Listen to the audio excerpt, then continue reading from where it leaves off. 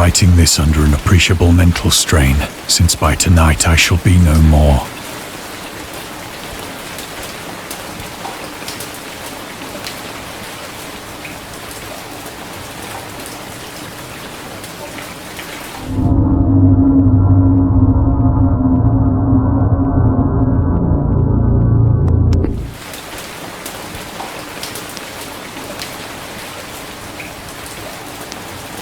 Penniless, and at the end of my supply of the drug which alone makes life endurable, I can bear the torture no longer, and shall cast myself from this garret window into the squalid street below.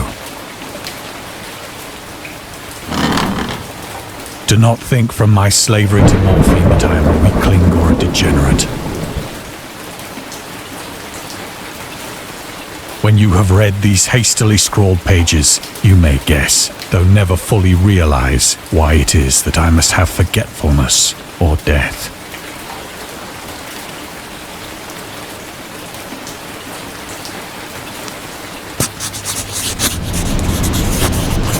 It was in one of the most open and least frequented parts of the broad Pacific that the packet of which I was supercargo fell a victim to the German sea raider.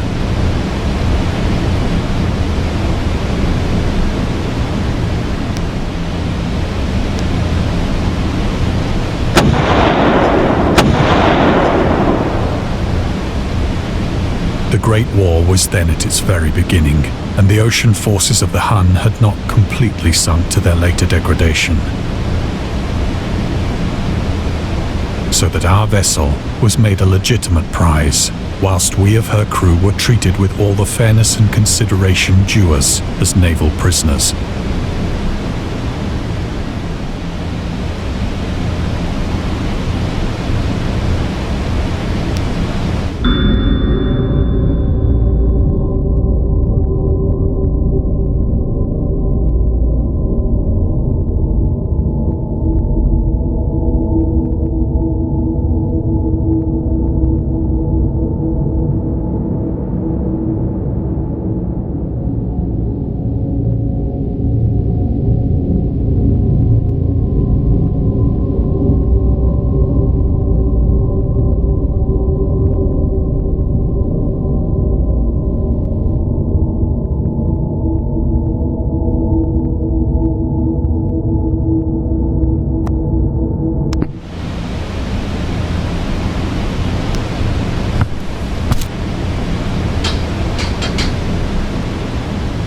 So liberal, indeed, was the discipline of our captors, that 5 days after we were taken, I managed to escape alone in a small boat with water and provisions for a good length of time.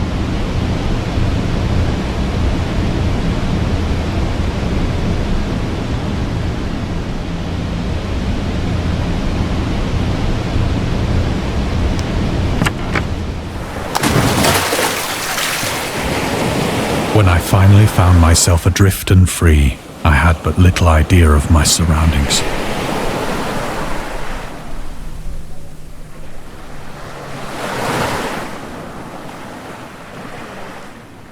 Never a competent navigator, I could only guess vaguely by the sun and stars that I was somewhat south of the equator.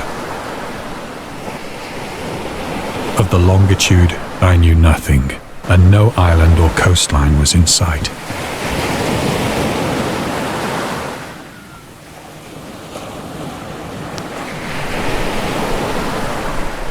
The weather kept fair, and for uncounted days I drifted aimlessly beneath the scorching sun, waiting either for some passing ship or to be cast on the shores of some habitable land.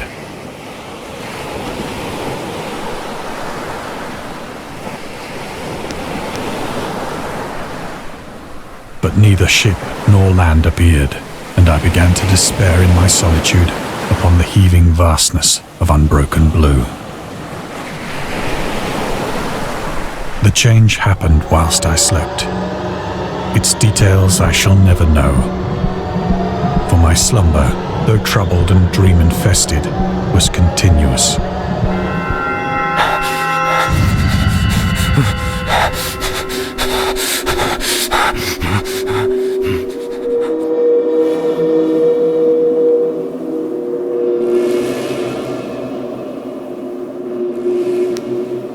last I awoke, it was to discover myself half sucked into a slimy expanse of hellish black mire, which extended about me in monotonous undulations as far as I could see, and in which my boat lay grounded some distance away.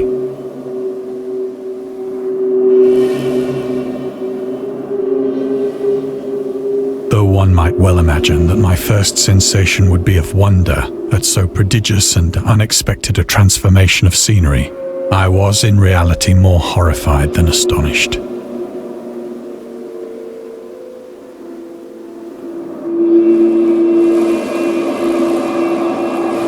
For there was in the air and in the rotting soil a sinister quality which chilled me to the very core.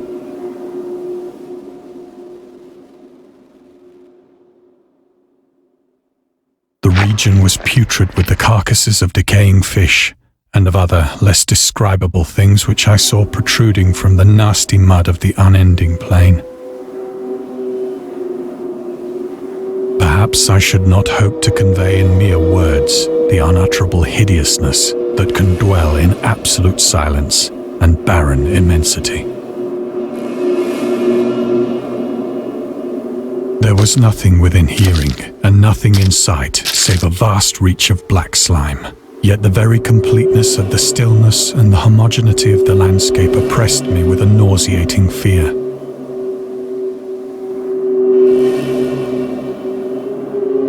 The sun was blazing down from a sky which seemed to me almost black in its cloudless cruelty, as though reflecting the inky marsh beneath my feet.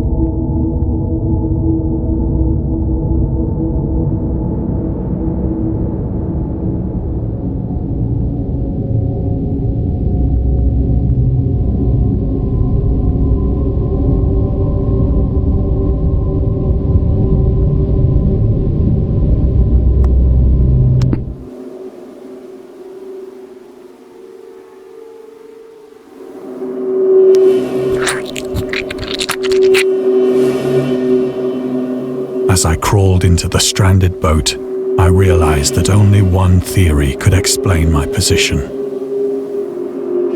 Through some unprecedented volcanic upheaval, a portion of the ocean floor must have been thrown to the surface, exposing regions for which innumerable millions of years had lain hidden under unfathomable watery depths.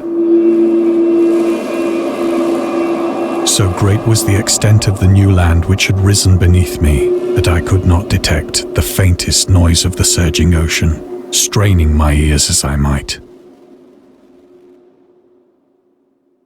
Nor were there any seafowl to prey upon the dead things.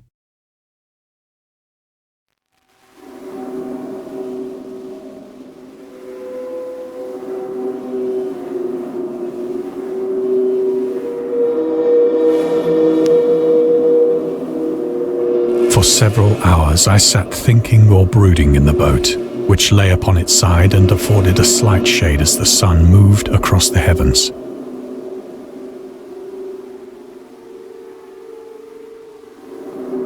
As the day progressed, the ground lost some of its stickiness and seemed likely to dry sufficiently for traveling purposes in a short time.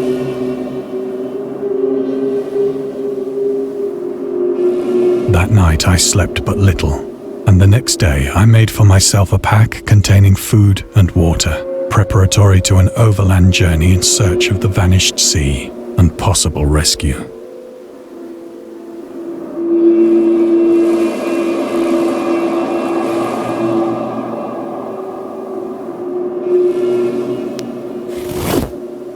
On the third morning, I found the soil dry enough to walk upon with ease.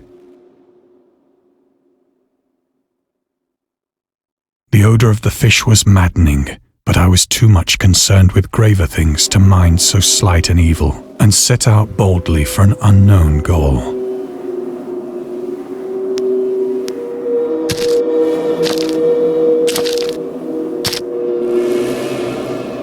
All day I forged steadily westward, guided by a faraway hummock which rose higher than any other elevation on the rolling desert.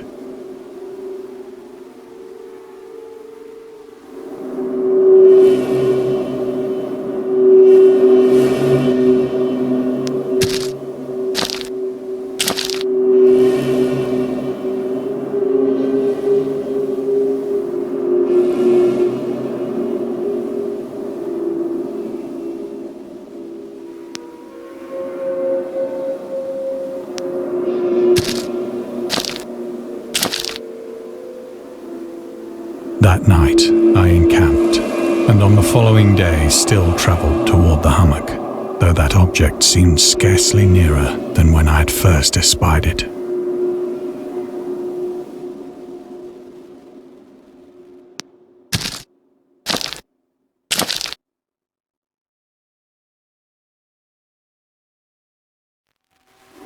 By the fourth evening, I attained the base of the mound, which turned out to be much higher than it had appeared from a distance. An intervening valley setting it out in sharper relief from the general surface. Too weary to ascend, I slept in the shadow of the hill.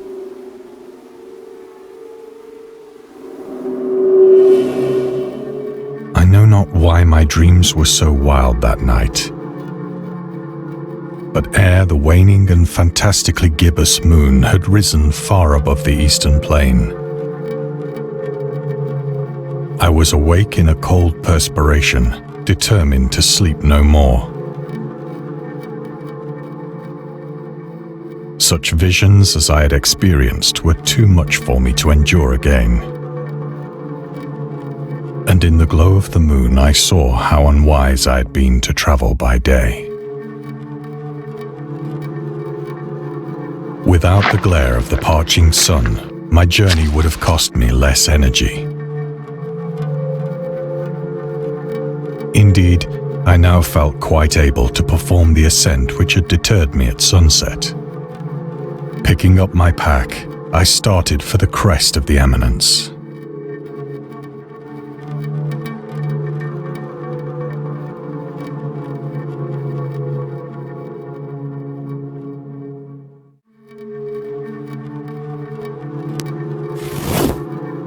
I have said that the unbroken monotony of the rolling plain was a source of vague horror to me. But I think my horror was greater when I gained the summit of the mound and looked down the other side into an immeasurable pit or canyon.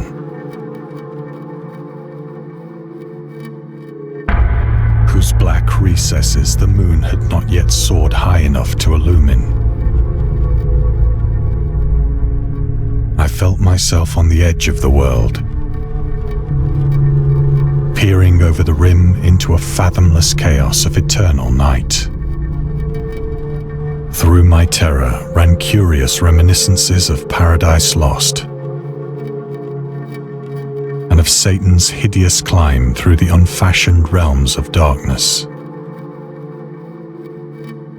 As the moon climbed higher in the sky, I began to see that the slopes of the valley were not quite so perpendicular as I had imagined.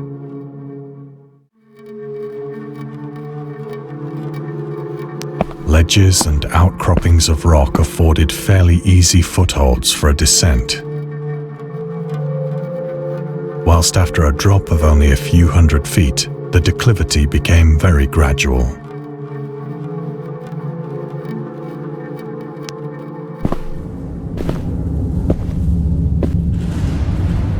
Urged on by an impulse which I cannot definitely analyze, I scrambled with difficulty down the rocks and stood on the gentler slope beneath,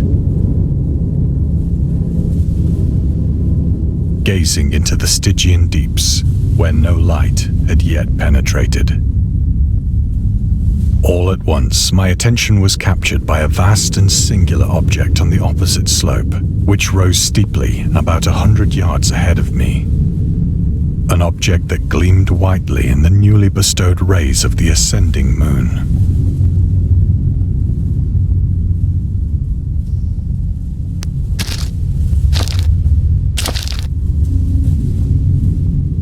That it was merely a gigantic piece of stone, I soon assured myself.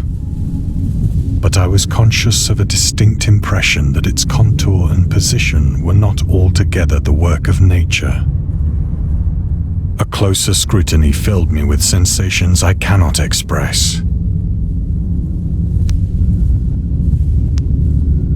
For despite its enormous magnitude and its position in an abyss which had yawned at the bottom of the sea since the world was young, I perceived beyond a doubt that the strange object was a well-shaped monolith, whose massive bulk had known the workmanship and perhaps the worship of living and thinking creatures. Dazed and frightened, yet not without a certain thrill of the scientist's or archaeologist's delight, I examined my surroundings more closely.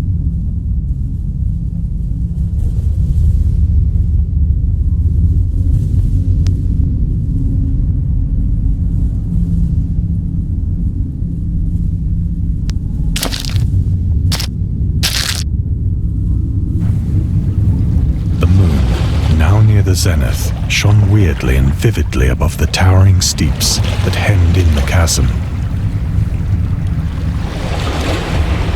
and revealed the fact that a far-flung body of water flowed at the bottom, winding out of sight in both directions and almost lapping my feet as I stood on the slope.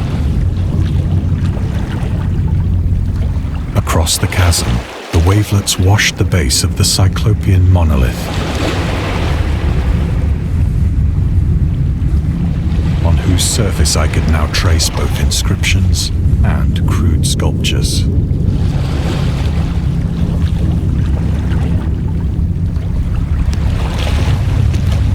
The writing was in a system of hieroglyphics unknown to me and unlike anything I'd ever seen in books, consisting for the most part of conventionalized aquatic symbols such as fishes, eels, octopi, crustaceans, mollusks, whales, and the like. Several characters obviously represented marine things which are unknown to the modern world, but whose decomposing forms I had observed on the ocean-risen plain.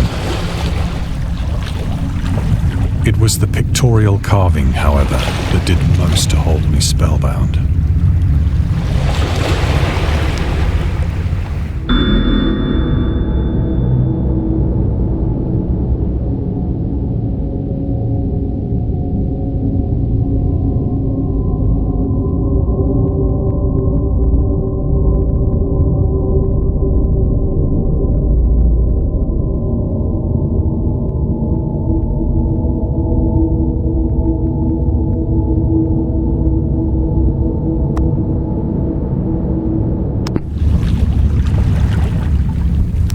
Plainly visible across the intervening water on account of their enormous size were an array of bas-reliefs whose subjects would have excited the envy of a Doré.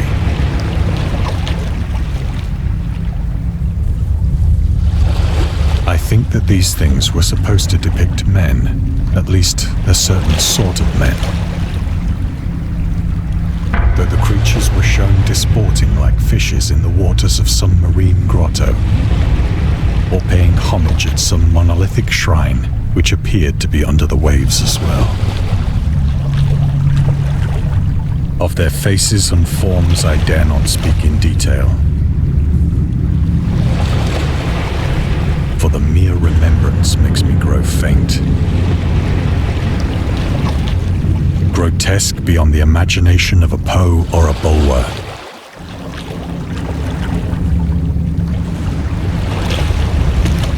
They were damnably human in general outline, despite webbed hands and feet, shockingly wide and flabby lips. Glassy, bulging eyes, and other features less pleasant to recall. Curiously enough, they seem to have been chiseled badly out of proportion with their scenic background. For one of the creatures was shown in the act of killing a whale, represented as but little larger than himself.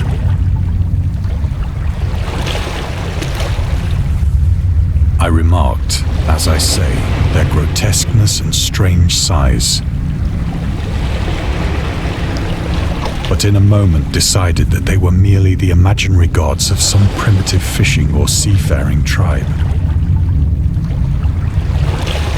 Some tribe whose last descendant had perished eras before the first ancestor of the Piltdown or Neanderthal man was born.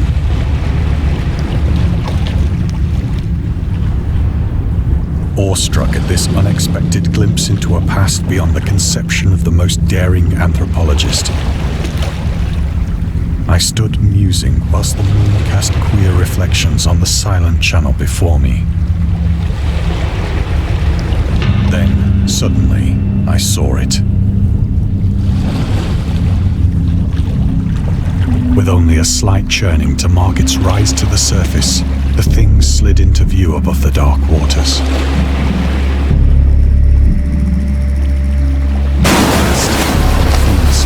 Loathsome, it darted like a stupendous monster of nightmares to the monolith.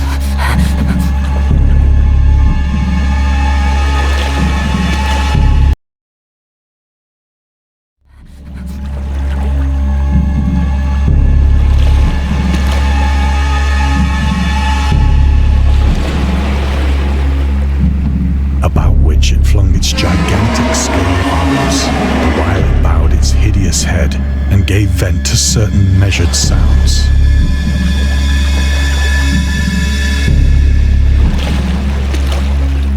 I think I went mad then. Of my frantic ascent of the sloping cliff and of my delirious journey back to the stranded boat, I remember little.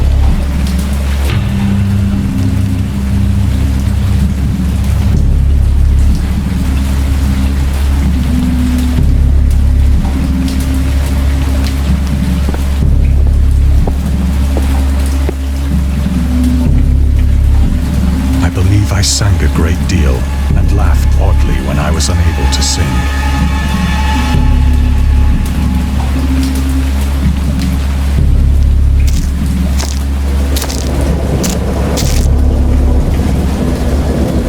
I have indistinct recollections of a great storm sometime after I reached the boat. At any rate, I know that I heard pearls of thunder and other tones which nature utters only in her wildest moods.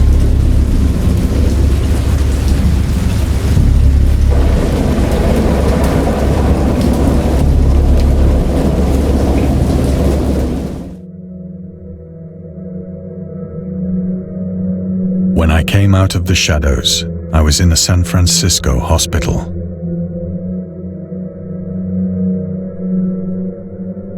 Brought thither by the captain of the American ship which had picked up my boat in mid-ocean. In my delirium, I had said much, but found that my words had been given scant attention. Of any land upheaval in the Pacific, my rescuers knew nothing.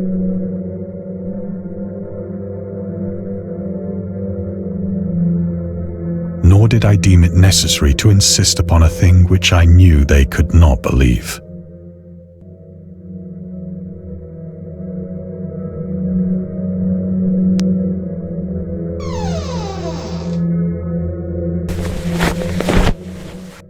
Once I sought out a celebrated ethnologist and amused him with peculiar questions regarding the ancient Philistine legend of Dagon, the fish god.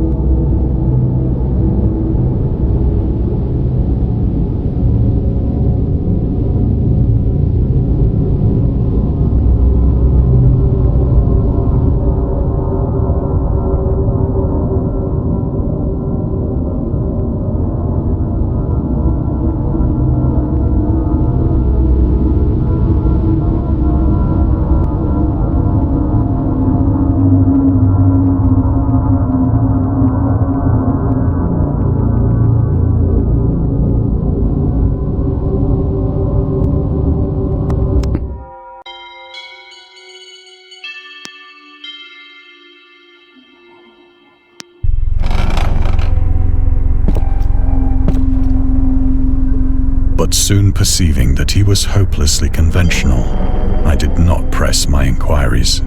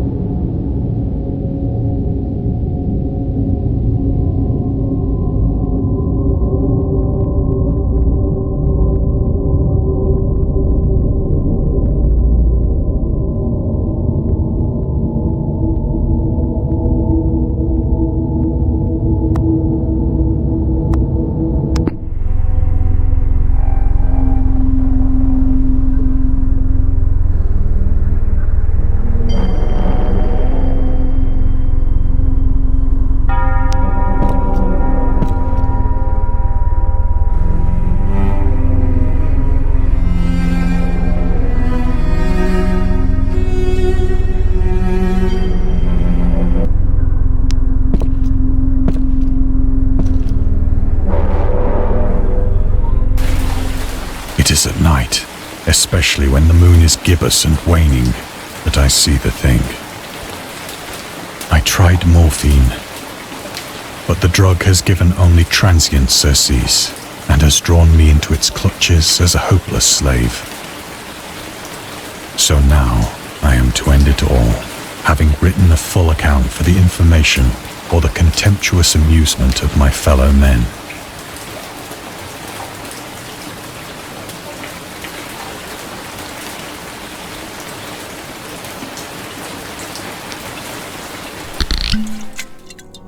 Often, I ask myself if it could not all have been a pure phantasm.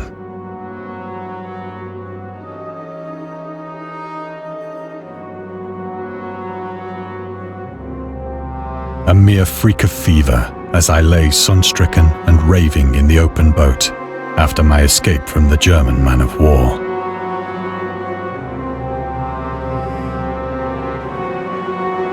This I ask myself. But ever does there come before me a hideously vivid vision in reply. I cannot think of the deep sea without shuddering at the nameless things that may at this very moment be crawling and floundering on its slimy bed, worshipping their ancient stone idols and carving their own detestable likenesses on submarine obelisks of water-soaked granite. I dream of a day when they may rise above the billows to drag down into their reeking talons the remnants of puny, war-exhausted mankind.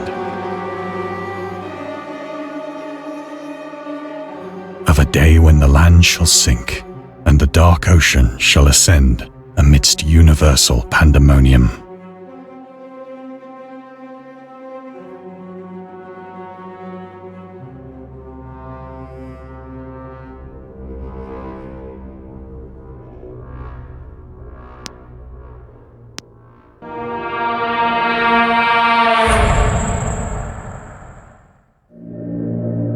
Is near.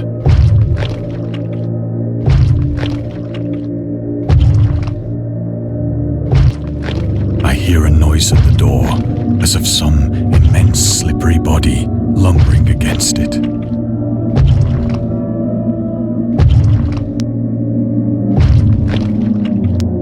It shall not find me.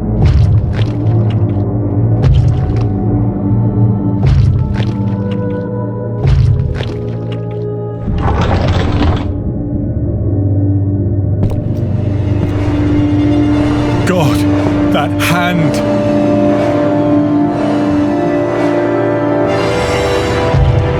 The window! The window!